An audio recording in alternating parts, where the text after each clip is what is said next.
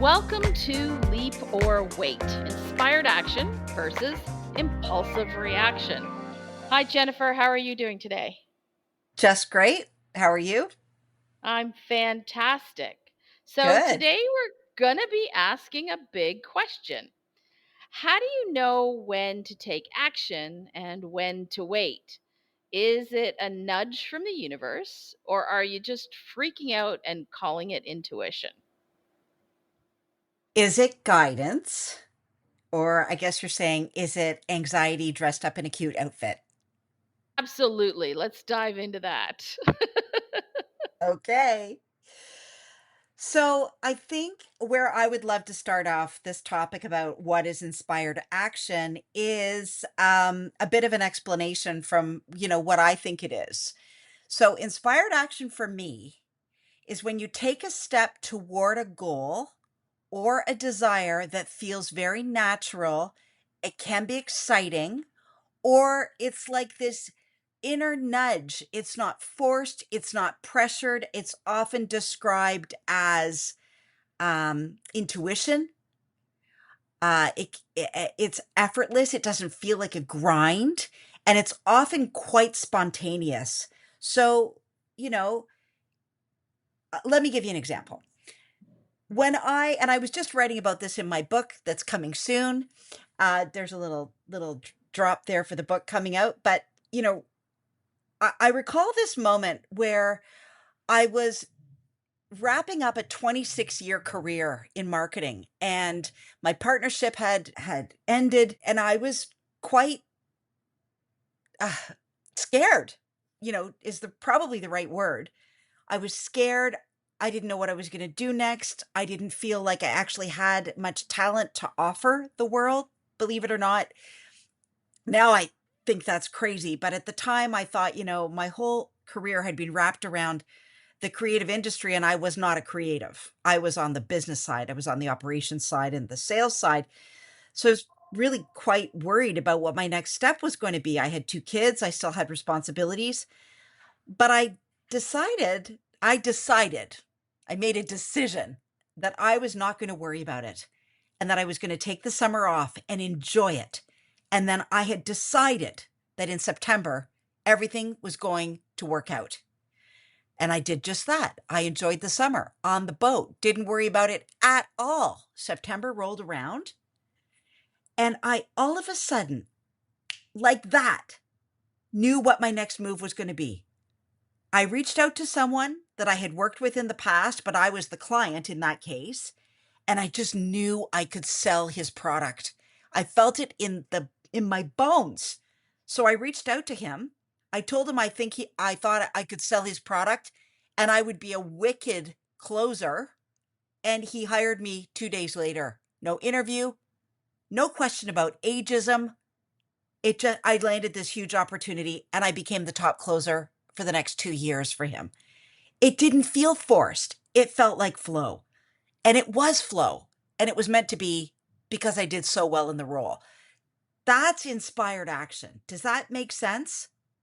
Yeah, it totally makes sense when you're sort of feeling like you're in the flow. And I know there's been times where I've made a snap decision because I was concerned I'd miss out, and sometimes you make those snap decisions and you totally regret it.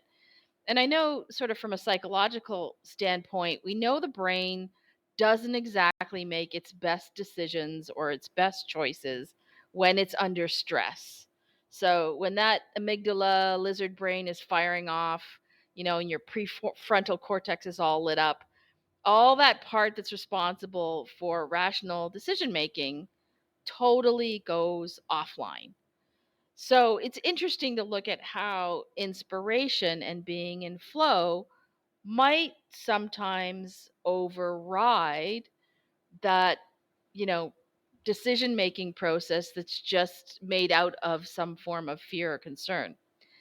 Do you think that some people confuse panic with purpose? So, what's your filter for telling the difference between fear and inspired flow?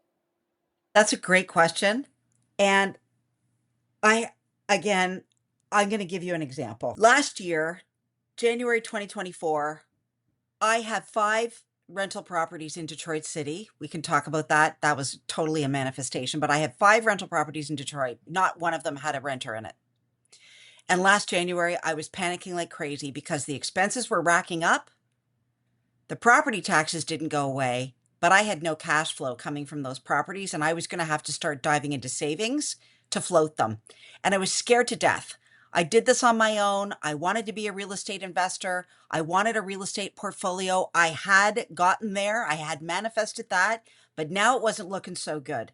And so I got so panicked that I said, I called up a real estate agent and I said, I want them all on the market. I've got to get rid of them. I'm not cut out for this. I'm selling. That wasn't a good feeling. That was full of panic. It didn't feel good. I was rushing. It didn't come from a calm place. Thank goodness. Darwin, my partner, said, Jen, before you rush into this decision, let's go to Detroit and get our eyes on these places and figure out if there's another way to look at this. Thank God he did, because we found a new property manager, and I'm happy to say just months later, they were all cash flowing, and I had gone from zero to, 6 figures in my pocket within 10 months. So, yeah, like when we are rushing, when we are in panic, when we are worried, that is not the time to make a decision because you're not in flow. So, I mean, the science in some respects kind of backs this up. And if we think of the book by Daniel Kahneman, which is thinking fast and slow, right? So we have a fast brain, which is impulsive and emotional, and then we have a slower brain, which is more deliberate. So what I'm hearing is that inspired action, if it's real, probably comes from that slower, more integrated place rather than a knee jerk fear response. And it's interesting to me that in essence we saw that not in in one side of the brain and the other with you, but we saw it in two people, with you and Darwin, where you were in the fast brain, impulsive and emotional, and he was in slow brain, which was more deliberate, and there was this lovely balancing out of those two things. So it sounds like what you're saying is that the manifestation is coming from our slow brain. I would be, definitely inclined to say yes. And I will tell you this, as a recovering type A alpha female, it's been really hard for me to tap into what you're referring to as my slow brain because I want to move fast. I've always moved fast, but I'm realizing that speed isn't my friend all the time, like this ability to sit and pause and not battle it out in your own brain, but create enough space for the answer to drop in from the universe. That's where the power lies. And it's taken me 5 decades to figure this out. So I'm going to go off on a small tangent here, and I'm wondering if anything is of this is somewhat related to gender, because I think as women, particularly moms, you're juggling a heck of a lot. So often, you don't have the space to be in your slow brain. Do you think that has any effect on it? Probably. I mean, my kids are 21 and 24 now, so they certainly don't require what they did years ago. But I mean, I don't know whether it's gender related or whether it's age related. Like I think, and I look at I look a lot of my friends, both male and female, and there's this beautiful slowing down that happens with age, I think, where we do just ponder a little longer. And it doesn't mean we've lost our spark per se, but we don't risk it all anymore with these quick, fast decisions. Right. We sit in it a little bit longer. Yeah. I mean, not everybody, but I do. Yep. Yep. So what about the element of, you know, having it feel like the universe might be messing with you a little bit? Well, I don't think the universe messes with us at all. I think the universe, God, source, inner being, soul, whatever you want to call this other massive power we have access to, it's not testing us. It's serving up to us every single moment what we say we want. But I do think we can sabotage our own efforts, and that can look like the universe is testing us. I actually had to dive into what actual self sabotage means. And so I did a little digging on this. Self sabotage actually means consciously or unconsciously. Yeah, there's the subconscious again. It it looks for ways that will block or undermine our own goals, our desires, our progress. Even when we say we want those very things, we can do what's called self sabotage. And going back to your idea about the lizard brain, all your subconscious wants to do is keep you safe. That's what the lizard brain did. It looked for danger and it kept you safe. But we don't need that safety anymore. So, for example, you consciously might want love or money or visibility or success. But if any part of you associates those things with pain or rejection or failure, your subconscious will find ways to protect you by avoiding them. And sometimes these look like, missed deadlines, ghosting opportunities, starting strong and quitting early, picking fights before big moments. Classic. I do this all the time. Um, you know, and and you know, over preparing, but you never launch, saying yes to things you really don't want. So there's so many ways that we can self sabotage, but we actually don't realize what we're doing. Right. So this idea of the universe testing us sounds like it might sort of justify these negative patterns. Yeah, it's us. It's not the universe. The universe is saying, "Here it is, come get it." Yeah. And you're saying, "Oh, but you know what? If I want to be, let's take the idea of visibility. If I want my podcast to grow, I can't sit in my bedroom and never turn my mic on. But my lizard brain's going to say, yeah, but Jennifer, what if someone doesn't like you? What if you're misunderstood? What if it means they don't want to listen to you anymore? What if they means that they think you're crazy?" That lizard subconscious can keep me in my bedroom with my mic turned off for a very long time. Right. Right. So let's move into trusting these feelings and talk about gut feelings for a little bit. You know, those butterflies you get in your stomach. And I think now there's sort of a lot of relation between how much of our illnesses as humans are gut related and our guts connected to our brains. So, do you see that those gut feelings as excitement or is it nerves? Think it can be both. I'll give you an example again. Last week, I won't tell the exact concept yet because you and I are now working on kind of building this new idea out. But last week, after doing some intensive listening to a friend of mine, I kind of developed this new product. Let's call it a product. And it was extremely exciting in the moment. I told you all about it. It was excitement. And then on Sunday, I was sitting in church and I actually sketched out the cover of the book that I announced yesterday based on this concept slash product. But then yesterday, and I was still excited, but then yesterday, the nerves came in. What if this isn't a good idea? What if this isn't a good idea, Jennifer? What if nobody likes this? What if it doesn't have legs? What if this is stupid? What if you're crazy? What if nobody thinks like what if? And I'm like, but I was able to say to it, there's my lizard brain. I have to trust that initial gut feeling of expansion. I felt expanded when the idea came to me. It was moving into branches so fast I couldn't keep up with it. It's I think the test here is if what you're feeling and the ideas you're getting are causing you to feel expansive, in other words, larger, it's multiplying, it's got legs, it's going in directions you couldn't possibly imagine, I think that's the key.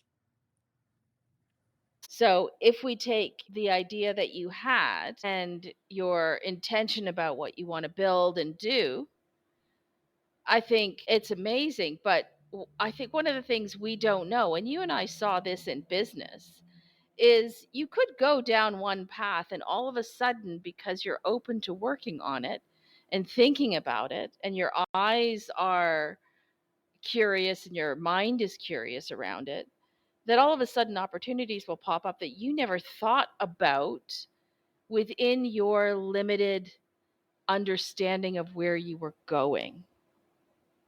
How do you react to something like that? Could you rephrase that? What's the question? I guess the question is, sometimes we think we're going to do X and we want X and we work towards X and we're excited about X and our gut feeling is X is going to be awesome. And you run down that path and everything is clicking into place, but then an opportunity with Y pops up that you had never imagined before. And sometimes the driver isn't just X, it's that X leads to Y. Totally. Follow the flow. Abraham Hicks, Esther Hicks always talks about water going upstream. Water doesn't go upstream. It's not natural for water to go upstream. It goes downstream. And we have an opportunity there to just follow the flow of the water, just follow where it's going. Again, don't forget the universe knows where you want to go. The GPS has the destination in the program.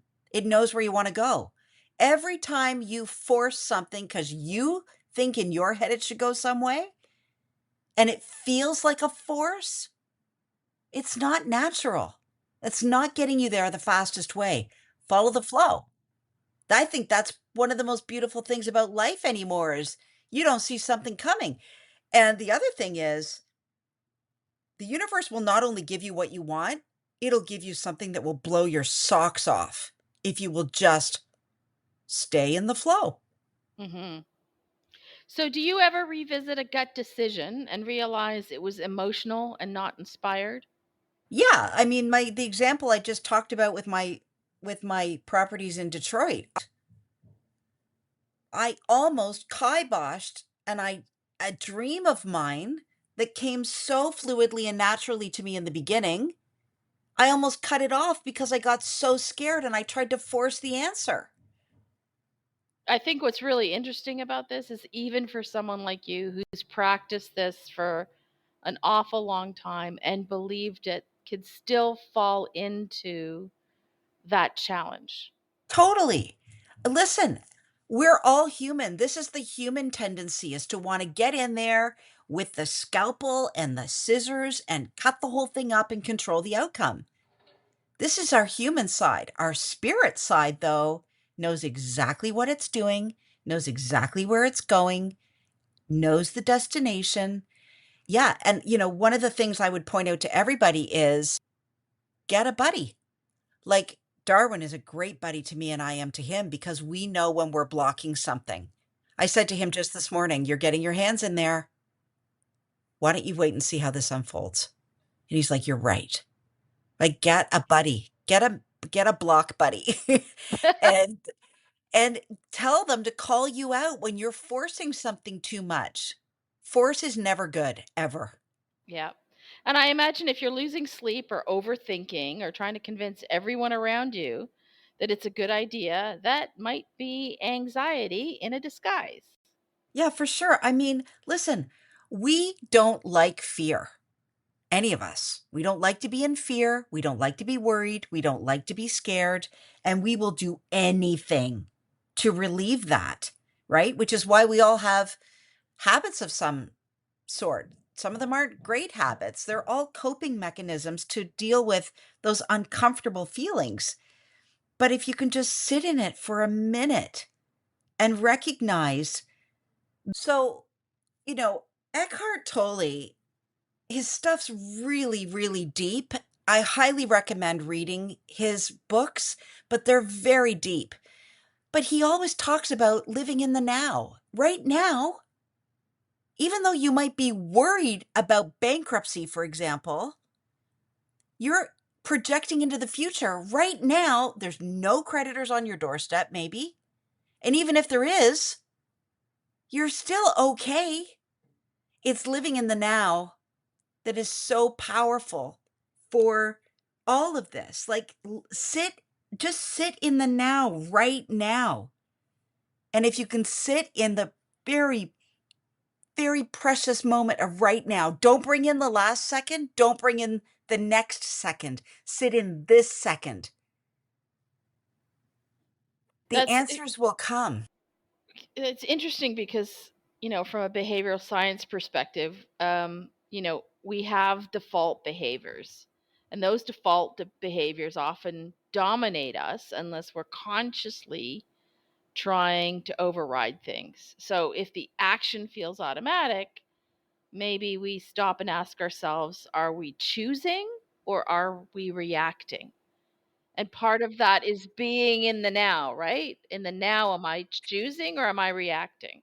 Yeah, like again, I've sat with this concept for a really long time because what I find is I was just saying to this to you before we started this recording.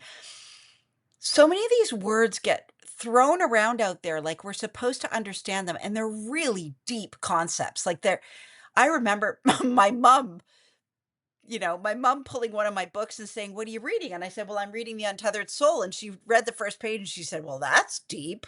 So this stuff is complex.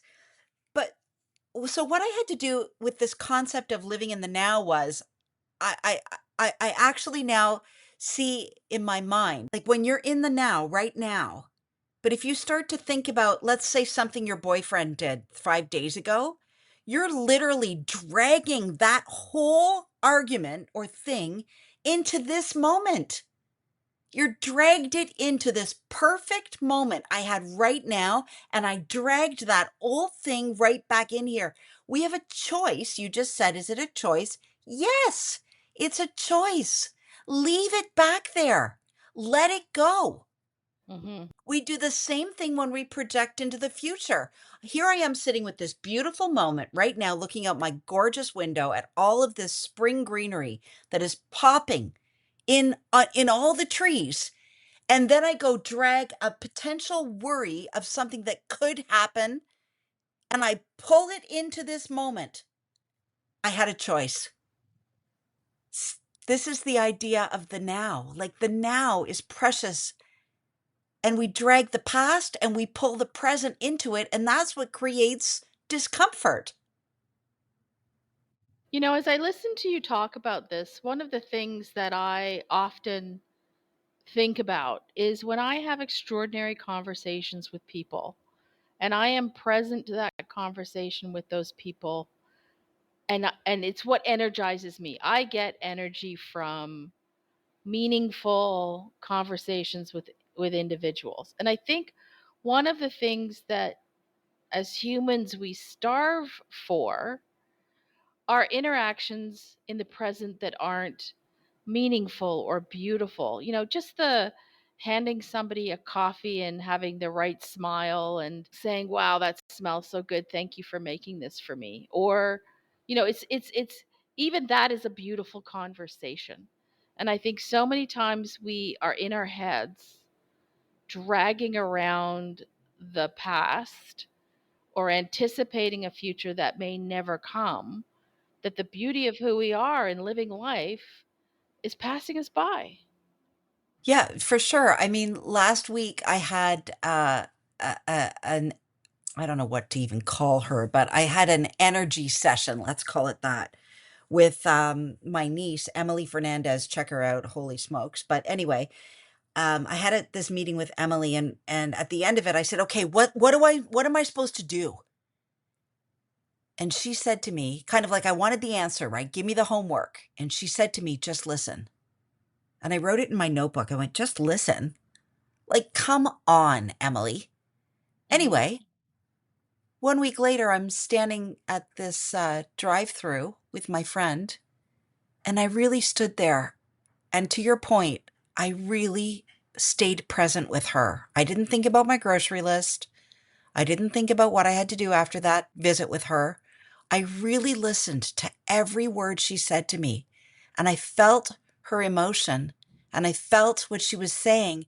And it was in that moment that I developed the new product that I just alluded to because I Right. stayed in the moment with her. All of the answers are in the moment. Yeah. Yeah. It's exciting, but that's an awesomely difficult place to be. And, I get it because I do a meditation on a regular basis. And part of what meditation is staying present to your meditation and trying not to get distracted. And it's funny when you think about it that as humans, we need all of these tools in some way, shape, or form to remind ourselves to be present. Mhm. Yeah. I mean, the present moment is a gift. You have no guarantee of the next present moment. God will Hmm. decide when our time on earth is done, right? The Yeah. present moment is so precious and we take it so for granted. And listen, again, I'm a recovering Speedy Gonzalez. My boyfriend Darwin calls me his little bull. Like I am not a dainty, slow-moving human, but I'm trying and I'm learning. And I think that's all we can all hope for is to try and be more present. Try and just try. The gifts are in the present moment. And so that is our task. So let me ask you this. Do you think we are more likely to see signs if we are present than not? Yes. Yes. Yes. That's what I just, that this whole story of being at the drive-through with my friend, there was a gift in that. I don't even know where it's going, but it's already a book and it's only been a week. Like there was a gift in being present with her that I had no idea that day was going to give me, that conversation was going to give me. But so often I'm 5 miles ahead of myself. This is what I gotta do. I gotta pick up the kids. I gotta get the groceries. I gotta make a list. I gotta get my hair done. I've got a golf lesson. Like I'm always living 15 steps ahead of myself, but the gifts are in the moment. Well, and then, I'm giggling because then the moment of the conversation when you told me about it and I said to you, "You do know I edit books, right?" I know. The And the whole look oh on my your gosh. face was hilarious. I know. Like the whole thing was so meant to be. It drives me crazy. But if I hadn't been paying attention, who knows if I would have missed that? It would have gone right by me. Yeah. Okay, so we're coming to the end and can you give us a believer's challenge for this week? Well, I think that just based on everything we've been talking about, I think the perfect challenge this week, and again, it might not be enough for you type A's. I've been there. But, when things get a little messy or when you feel the fear or the concern or the worry or the scared part of you rising up, just take a little breath and say, maybe this thing is training me for something more. Maybe it's not trouble. Take the pause. Take the pause and ask yourself, what is this moment asking me to become? And I think if we just pause a little more, and it's hard, like, trust me, I'm a talker. I'm a talker. But if we can just pause for a moment, see what happens. Yeah. So I'm going to do something a little bit different and give a little bit of a skeptic's challenge. Okay. Good, Cuz good I think idea. it's great that you give us some things to play with, but I want to balance this on the other side. And what I would say is to notice perhaps 3 times this week where you almost ruined something good. Maybe with some doubt or with some overthinking or pulling something back. And asking yourself what fear was behind that. So it's going back to before you react or act on a gut feeling, think about the decision, write it down, wait 24 hours, and if it still feels solid, proceed. So that's sort of cooling the impulse and allowing the rational mind to catch up, which in some respects is sort of the skeptic side versus the believer side.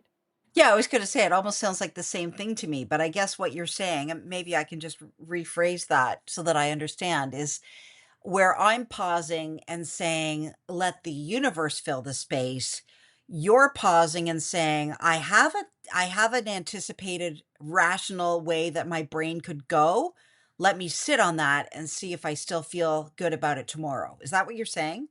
That's what I'm saying. And also, is there any fear behind it? Because if there's fear, then that implies on your side you're not in flow. Right. Okay. So we're going to play with that. How does that sound? Good to me. Okay, well, thanks everybody for listening in. We're getting some great messages from you, and we really appreciate it. We'll keep dropping these, and if you've got any feedback, I think, Jennifer, we were talking about maybe doing something about money next week. Sure. Happy to dive into that. So, why don't we ask listeners to DM us any weird money blocks or challenges? And, why does money freak us out sometimes? And if we get some DMs, we might actually feature them on the next episode. Sounds good to me. Okay, so folks, whether you believe in signs from the universe or it's just your brain trying to keep you safe, these moments of doubt are powerful and they're asking you to pay attention. And when you get quiet enough to listen, you'll usually know the answer. Thanks for tuning in, and if you're standing on the edge of a big decision, maybe this episode was your sign. Or maybe it's your permission to pause. Either way, we're cheering you on. Keep us posted and tell us your stories, folks.